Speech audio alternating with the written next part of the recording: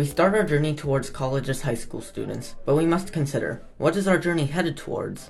Most students view college as the final milestone in their journey, but what about college itself, and what comes after college? Many adults worry that students view college as the ultimate milestone, the final achievement, and advise students to set their goals beyond college. They worry that we're putting everything into college admissions, forcing ourselves through hours of stress that far outweigh the potential benefits and requirements for college admissions. But should we allow ourselves to lay back? And what's the alternative? Should college be the finish line?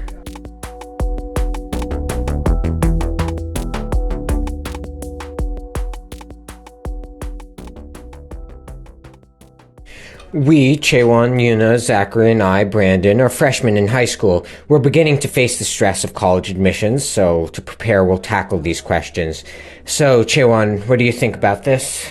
Okay, I think that stopping students from seeing college as their finish line is practically impossible. There is a good reason why so many students target prestigious universities like Ivies, and it's because people who attend these universities usually make more money than those who went to average colleges. Data supports that graduates of these elite universities make 47% more than the graduates of community colleges. Adding on, a survey conducted in 2019 reports that about 30% of U.S. residents use social safety net programs like Medicaid, Supplemental Nutrition Assistance Program, Housing Assistance, and etc. This shows that 3 in 10 families in America are in need of financial assistance. Do you relate to that? Yes, very much so, because I'm also a first-generation immigrant. My family also receives benefits from welfare programs and had received financial assistance during the pandemic.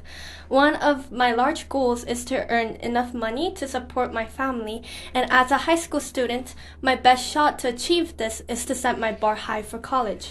So, children who grow up in these families naturally prioritize money and are more likely to desire prestigious universities? Exactly. Considering these family backgrounds, getting into a good college is a huge deal and becomes the ultimate goal throughout high school. And to people like us, you can't control the pressure we feel. Yeah, I agree with what Chaewon said. The long-term benefits of getting admitted to and graduating from prestigious colleges make erasing the finish line impossible.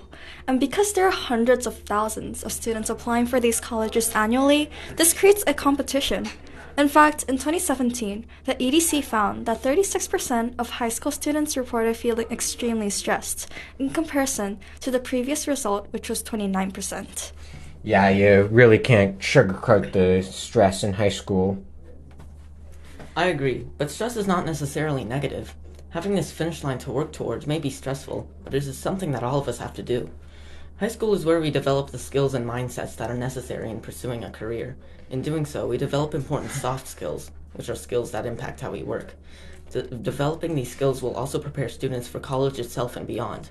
Basically, learning these skills to reach the finish line will follow students into their adult lives. Okay, so Zachary, you feel like high schoolers should aim for college as their finish line for their personal benefit? Students have to face a sort of competition when applying for college. This competition incentivizes students to work hard, paying off when they get into college. Yeah, I agree with Zachary. The problem with so many of us is that we think college admissions provide negative stress. When studying for a test, I hear my classmates say, "I'm doing all of this for college." College admissions are so stressful. I like to argue that stress is not caused by a single source, but is rather cumulative. So it's pretty unfair to blame all stress on college admissions, isn't it? Right. Stress is not necessarily negative. It can be a tool for motivation. Honestly, guys, I think regardless of whether stress is a positive or negative factor, it cannot be eliminated from the high school community. So it really doesn't matter whether the college admission process is a mere stress load or is a motivating pressure in reaching our long-term goals. It cannot be erased because it is already integrated into our society. Basically, this finish line is a motivating factor for millions of students worldwide. Definitely, we can't and shouldn't erase finish line. Okay, so all of us agree that college being the finish line is a non-negotiable.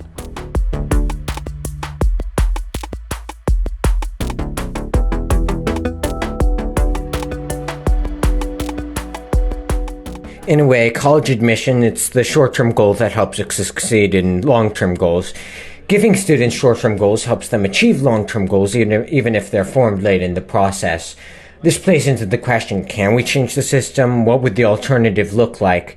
Now, none of this is to make a flux and a hilipilification of long-term goals. There's also a greater application of this consideration.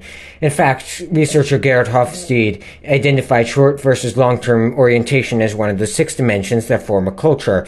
We display the quality and the strictness of our social norms, how we handle money, our politics, economics, perception of the truth, loyalty, personalities, and how we handle a wide variety of life choices.